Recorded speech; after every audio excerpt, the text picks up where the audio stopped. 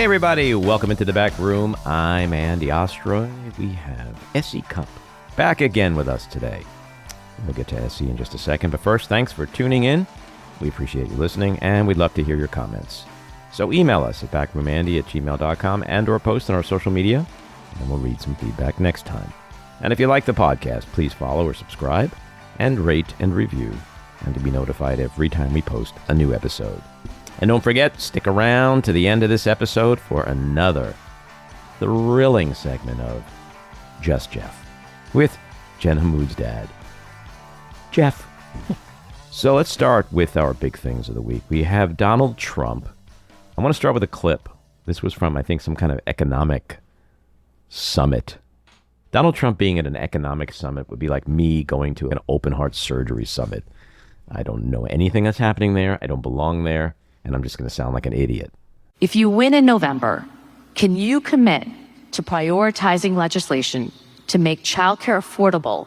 And if so, what specific piece of legislation will you advance? Well, I would do that, and we're sitting down. You know, I was we had Senator Marco Rubio, and my daughter Ivanka was so impactful on that issue. It's a very important issue, but I think when you talk about the kind of numbers that I'm talking about, that because childcare is childcare, there's something, you have to have it. In this country, you have to have it.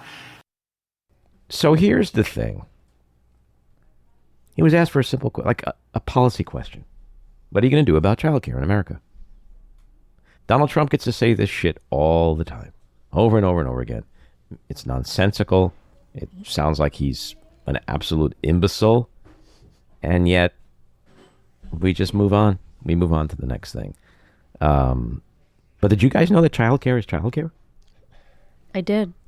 You did? As a working woman who needed childcare, I knew it's all the same. That's because you're not a childless cat lady. That's very true. But it really felt like, he's so out of touch. He's so entitled. And you're right. Nobody cares. Nobody cares. I would say that wasn't even the stupidest thing he said all week. Really? Oh, no. He's said dumber things for sure. I just wanted to point out, apparently you can send your kid to school. They stay there for 3 days. Oh, yeah.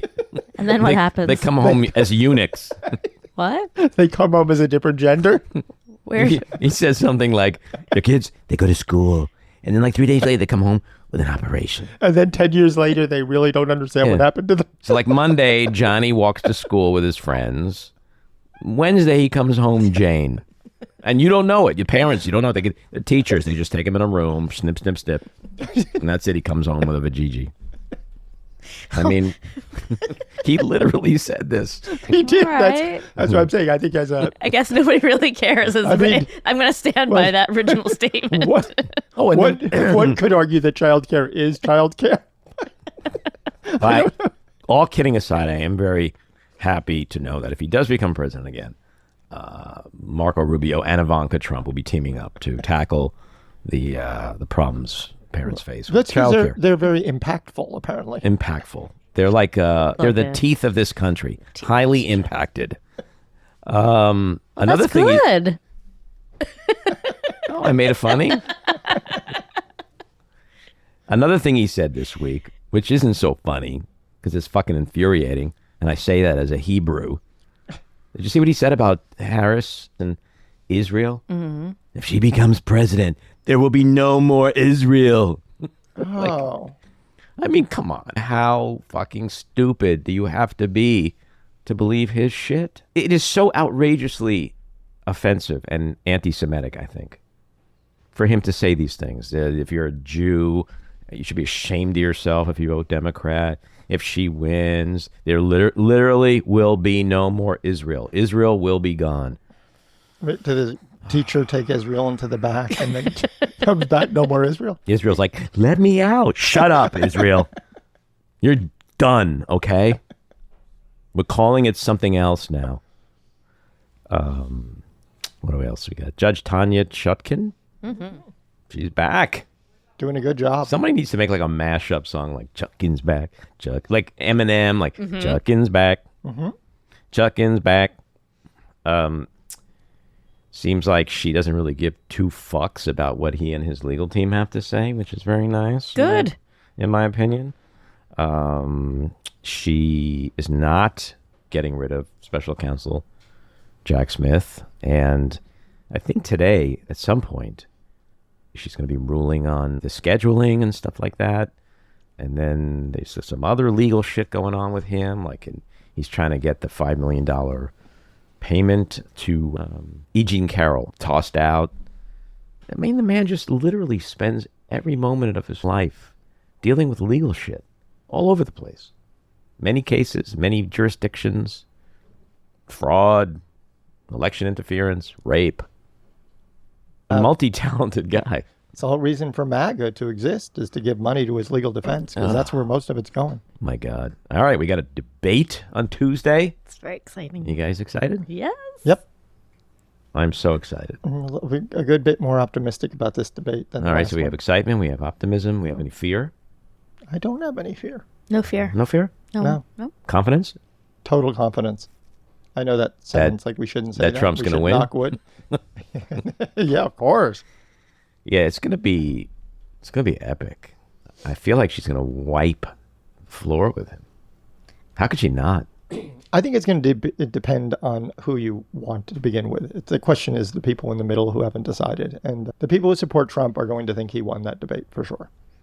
The other big thing with Trump this week, Liz Cheney endorsing Kamala Harris.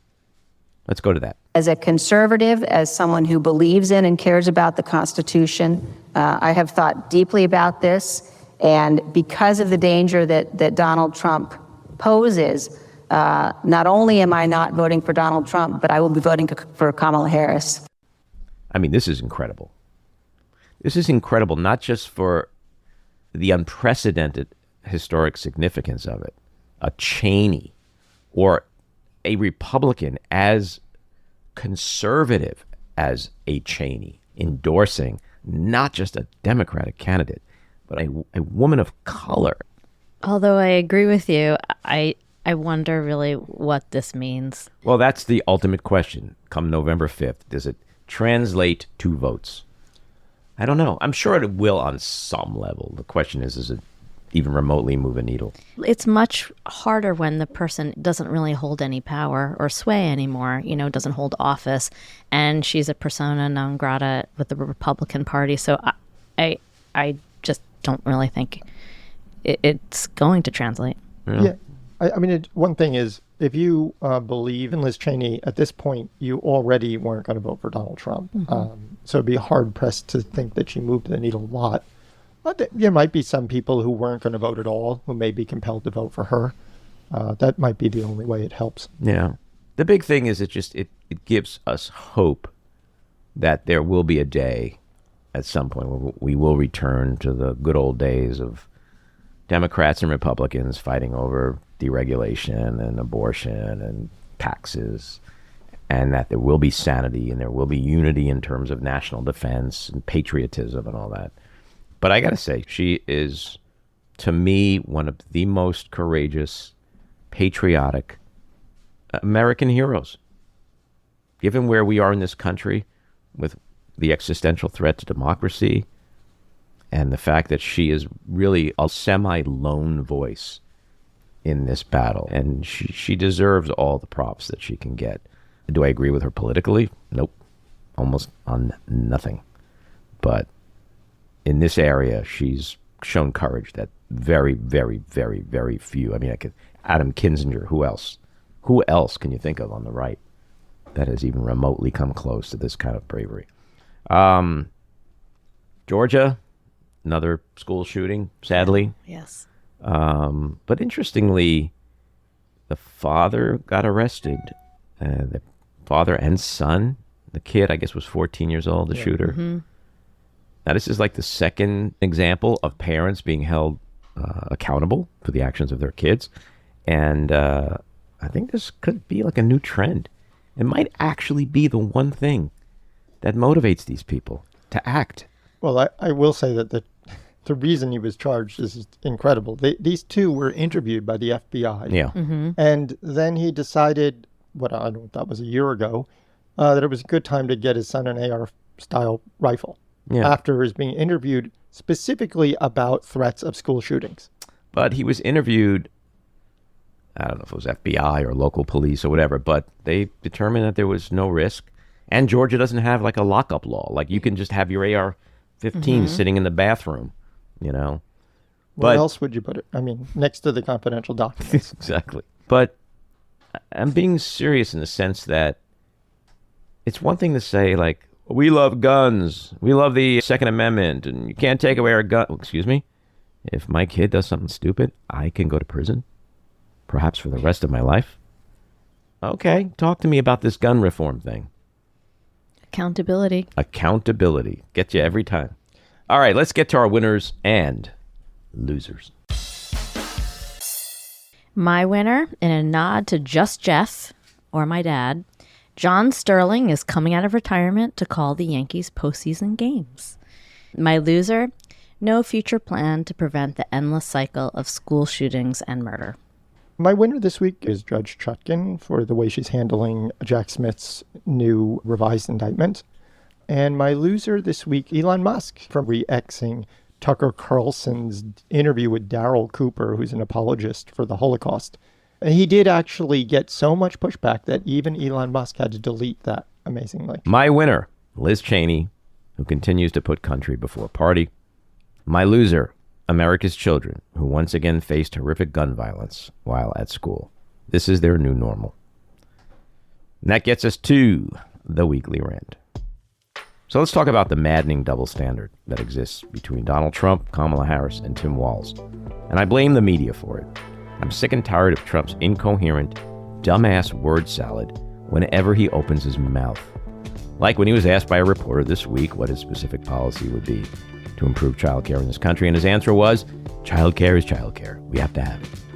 How much time did the media and Republicans spend obsessing over Tim Walz's words over his military service? This is a man who selflessly and patriotically served his country for 24 fucking years, and his service has been reduced to whether he carried or handled weapons. Donald Trump gets to yammer on about sharks and batteries and wind and Hannibal Lecter. Donald Trump gets to answer questions with childcare is childcare, like a 10-year-old who didn't read the book, desperately trying to get through a book report. Donald Trump can say he's going to be fantastic for women's reproductive rights, and the next day say he's going to support a 6-week abortion ban. Donald Trump can admit to grabbing pussies. Donald Trump could lie every single time he opens his mouth, and it just becomes normal, accepted. Oh, that's just Trump. But let's put every single fucking syllable that comes out of Harris's or Walz's mouth under a microscope. I'm sorry if I sound angry, but I am. And well, this is a rant. I'm fed up with having had to deal with 10 years of Donald Trump and his infuriating behavior that's been shockingly normalized. I'm sick of his sheer fucking stupidity. He offends my intelligence. And it remains truly unfathomable that he can get away with literally anything. He can sound like a deranged maniac. Yet our candidates must always appear presidential. The bar for Democrats is so high, yet his is below ground. So I will say what the mainstream media apparently cannot or will not say. I will properly frame the narrative.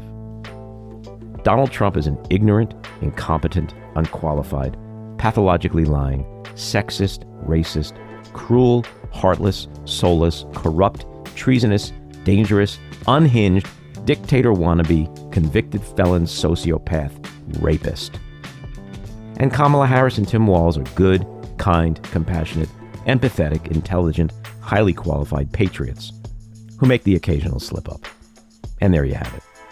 All right, S.E. Cupp. She's a CNN political commentator and host of the daily TV show Battleground. She was most recently host of CNN's S.E. Cupp Unfiltered.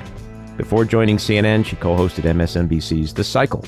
She's a nationally syndicated political columnist, culture critic, author, and consultant who regularly writes for the New York Daily News, Glamour, and CNN.com.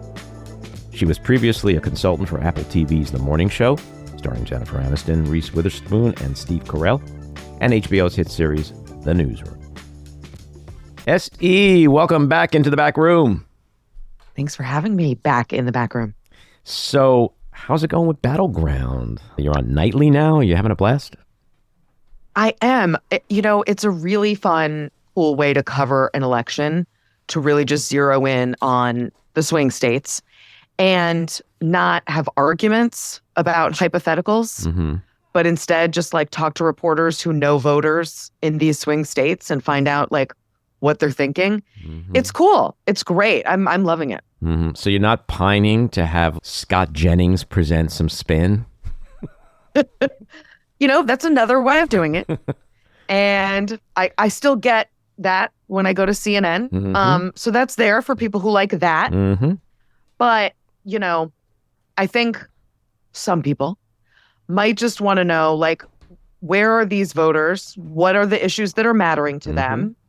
And honestly, what I've heard is it makes people who are not in the swing states feel more connected to other Americans, like to know that, these ex-voters in rural Nevada are really worried about housing inventory, for example, it just makes you feel like, oh, well, okay, I know some of the issues now that are bothering people 7 states away or that I've never met. I think it's cool. I don't think we talk about our neighbors like that. We talk about our divisions and these kinds of people and red people and blue people.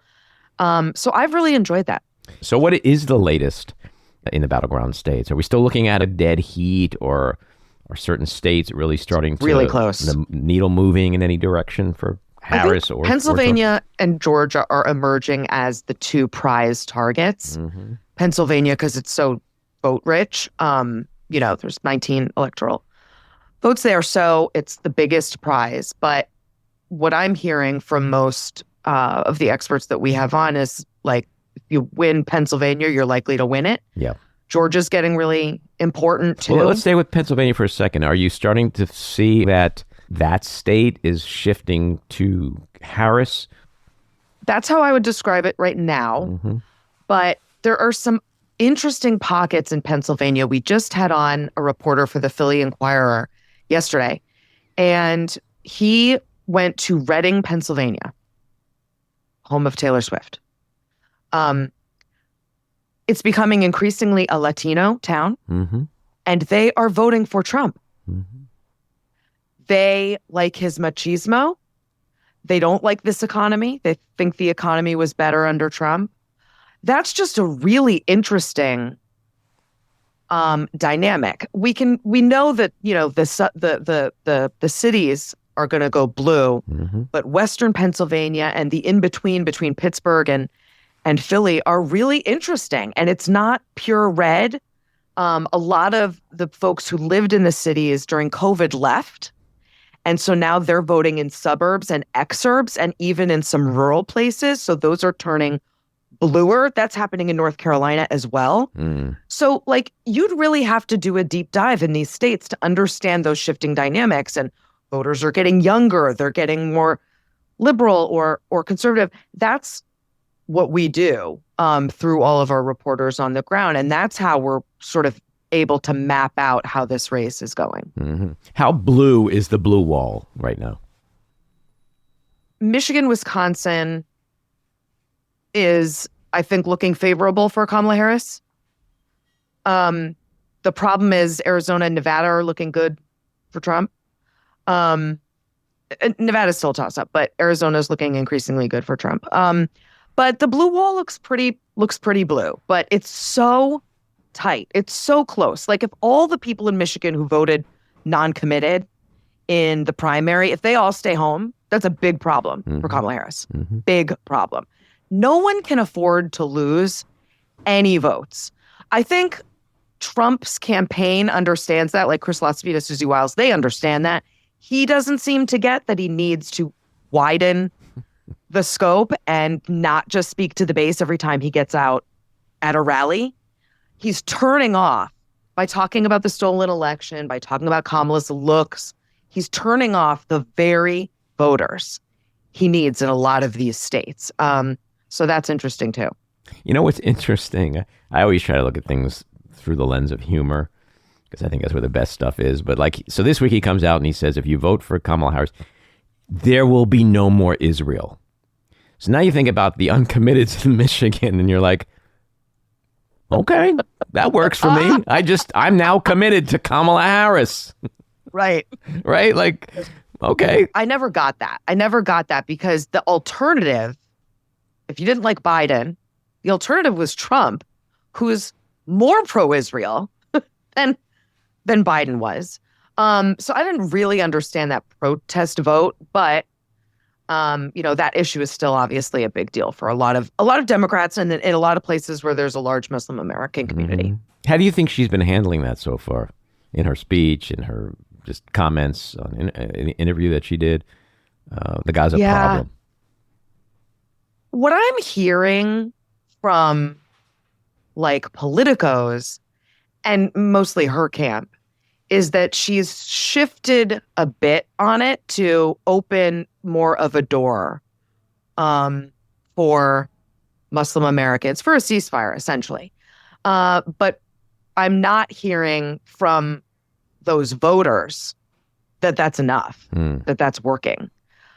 So I feel like she's kind of trying to split the baby, and in doing so, not actually pleasing anyone. Mm-hmm. But that's her whole campaign is tricky because she is the sitting vice president and doesn't want to shit on all of Joe Biden's agenda, right? What he's done and what he still plans to do. But she has to make this campaign her own. Mm-hmm. And I do see her tacking to the middle a lot, which, listen, I want moderation, but it's hard to believe. Like, are you really going to govern the way you're running? I would hope so. That's what Joe Biden did. He governed the way he ran. He ran as a moderate. He governed as a moderate. I'm hoping when she says, I'm not banning fracking, I'm going to lower some of your taxes, I'm hoping that that's real. Mm-hmm. I think it is. And I think with the Gaza situation, it seems like straddling the fence is the prudent thing to do, because I don't think there's anyone that could argue, or I shouldn't say anyone, the thinking people that can argue that A, Israel has a right to exist and has a right to protect itself, and B, it's awful what's happening in Gaza. Correct. Who could disagree? Two with true statements. So just as a talking point, as a campaign bumper sticker, it seems like a pretty safe space to be. I'm not sure at one point is she going to be pressed for further, like they asked. But, see, this is the double standard that exists. Like we saw that Trump was asked to, explain specifically what he would do for childcare in America. And he says, childcare is childcare. We must have it. We must have it. I like it. And, he gets China and like Russia, but no, I like it. But he gets away with, but it's good to know that Ivanka's working on that with Marco Rubio. But he gets away with that. But if they press her for specifics about Gaza, it'll probably end up being the biggest story in the world. So it just depends on how much she gets pressed and what she's able to come up with beyond the bumper sticker. No, I said this back when it was Biden, that Biden voters' standards are too high and Trump voters' standards are too low. Right. And Trump benefits from that, obviously. But voters were really holding Joe Biden to a very high standard, not just on Gaza, but on a lot of things. And literally, as we said, stayed home over that issue. Trump voters do not hold him to a high standard. They like everything he says. It doesn't matter. Oh, they're like, but childcare is childcare. It makes perfect sense to me. Genius. But the problem is neither of them can win with just their bases. Right. So that's working for Trump, working for Kamala, but they need the voters who are in the middle, in the swing states, uncommitted, moderates, independents. Well, we know he's doing the opposite of what he needs to do. We know he's shrinking his base. We know he's not adding to his coalition. Do you feel like she is, though, that she's chipping away and making the right moves in this truncated campaign? She's bringing voters back home that Joe Biden was losing. Mm-hmm. She's not over the hump yet. She's not, from the numbers we're looking at, and the reporters we talked to, she's not adding. She's making up the ground that Joe Biden was losing. So African-American voters, Hispanic voters, young voters are coming back. She is closing that gap that he created, that he left. She'll need to turn out more than that. And they know that. It's why they have 20 plus offices in North Carolina, which was not in play 2 months ago. North Carolina, I think in November, Trump was up on Biden by 11 points in North Carolina. That gap is now closed to 2 points. And Democrats, man, they want to win North Carolina bad. They haven't won it since 2008 with Obama. They can taste it and they want it. And she's going into parts of Georgia that Democrats typically don't go in. She doesn't need to win every voter there, but she knows if she wins just enough.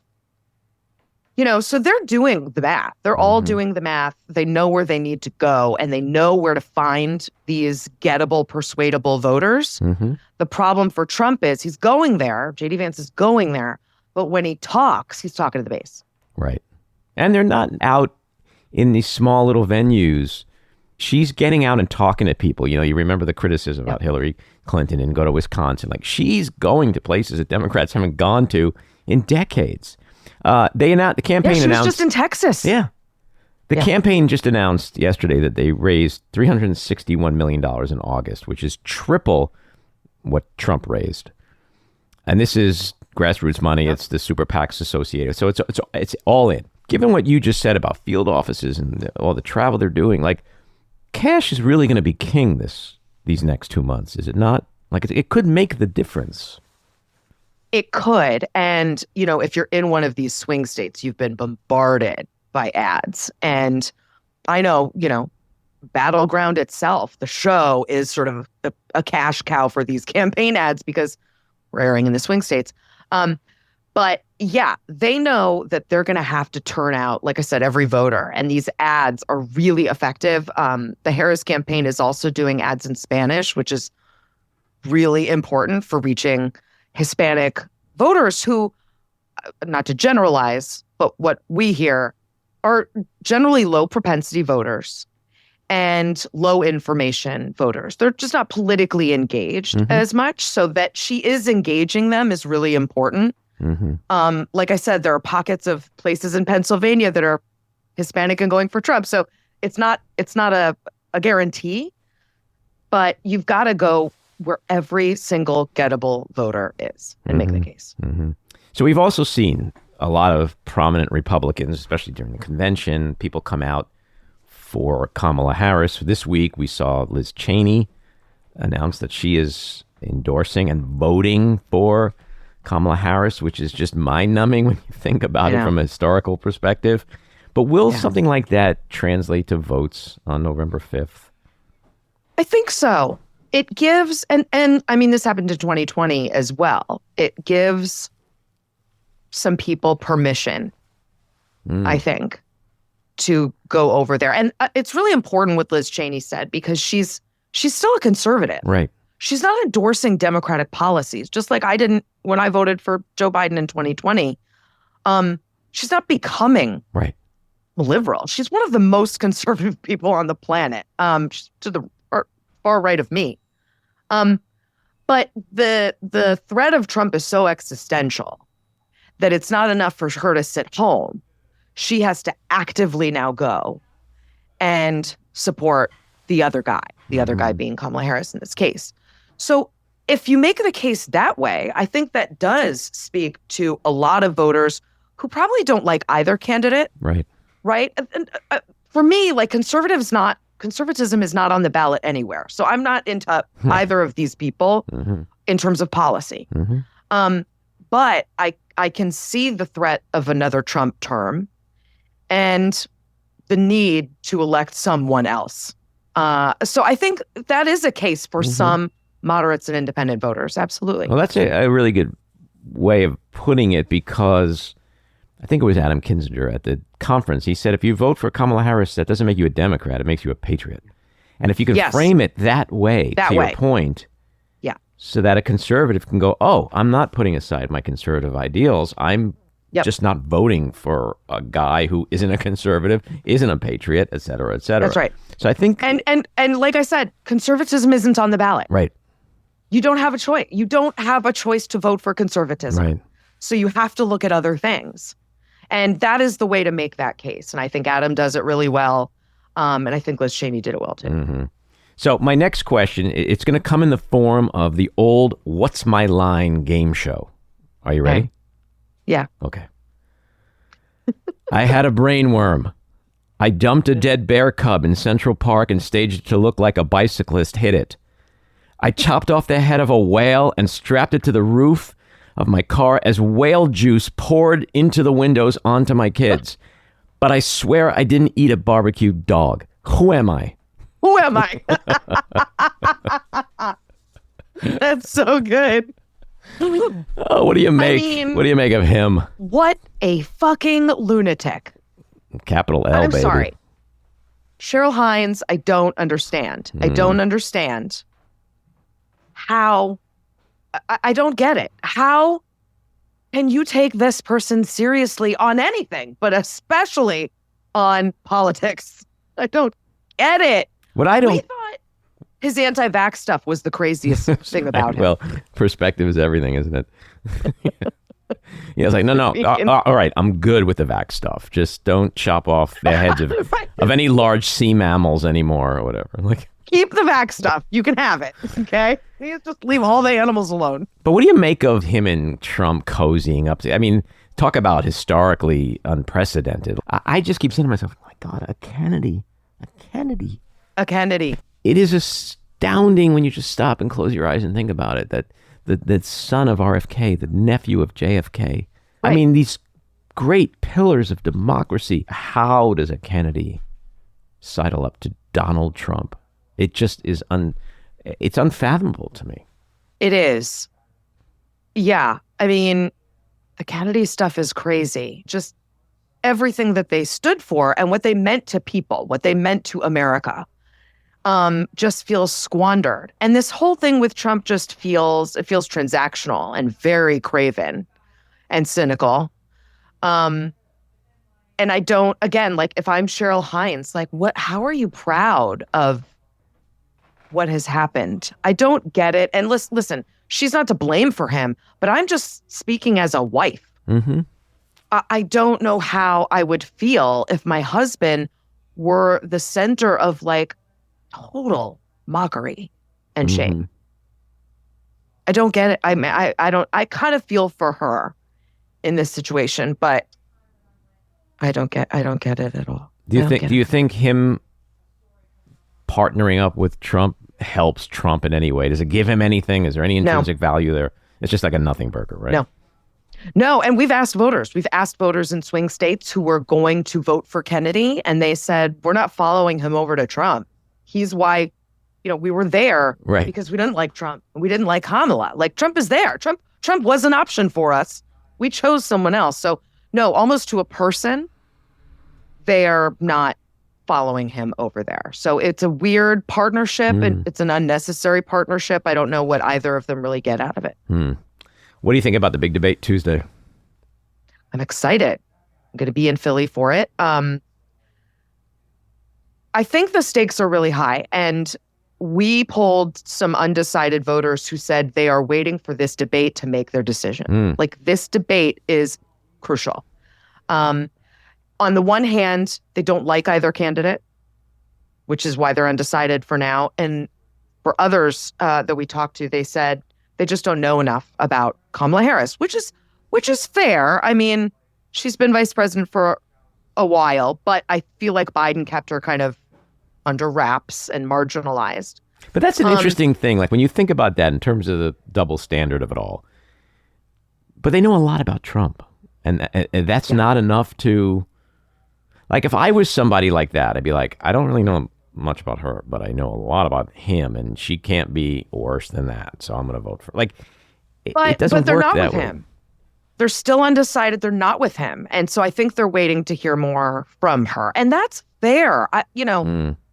I've been, beating the drum for more interviews, not because I'm the press and it's like my ego. People do need to hear. They want to know what she'll do. And she's starting to lay out economic policies. That's great. That's really good. But there's so much to cover. What are you going to do about the border? What are you going to do about it? These are fair questions.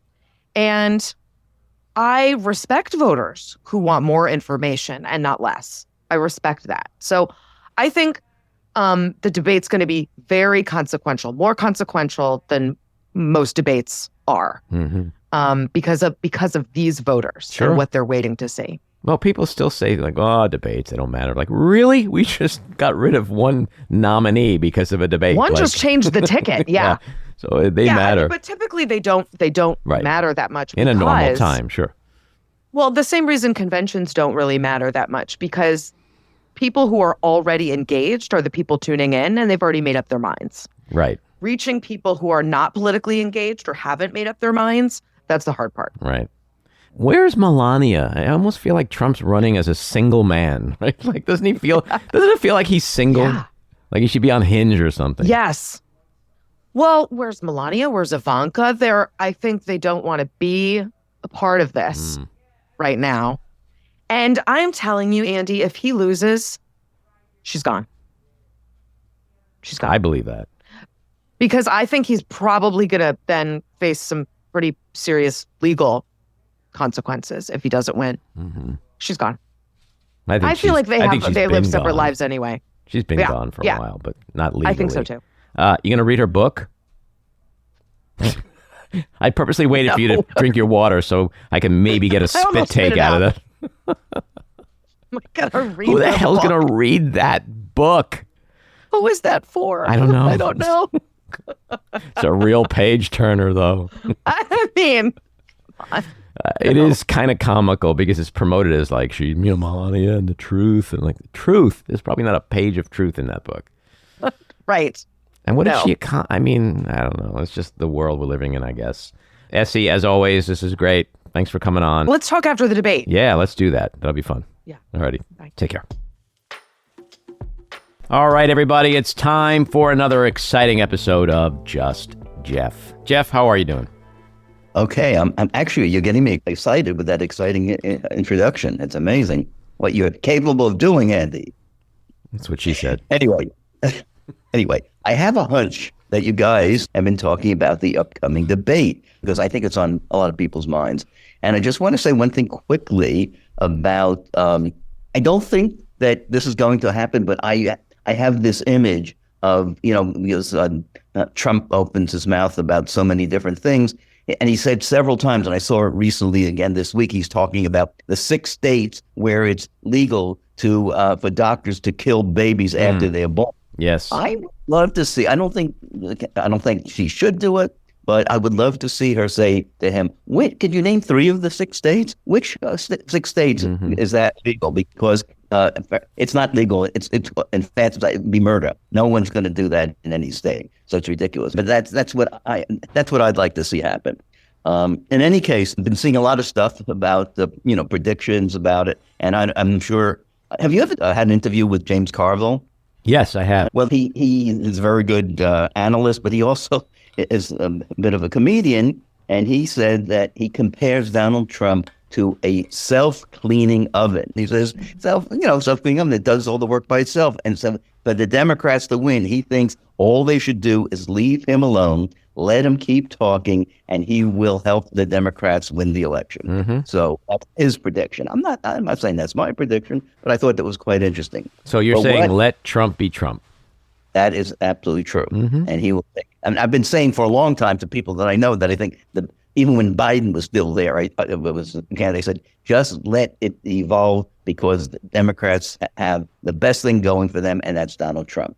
And he will shoot himself in all parts of his body. So in any case, one of your other guests in the last couple of months, Alan Lichtman, he came out with his forecast, and he's the one that always seems to get the presidential race correctly, even in advance. And he has predicted Harris. Yes, that is very exciting. He has a nice crystal ball, but no one's 100%. Okay. Jeff, thanks for the insights as always. We'll catch you next time. Thank you so much. All right, Bye-bye. take care. Bye-bye.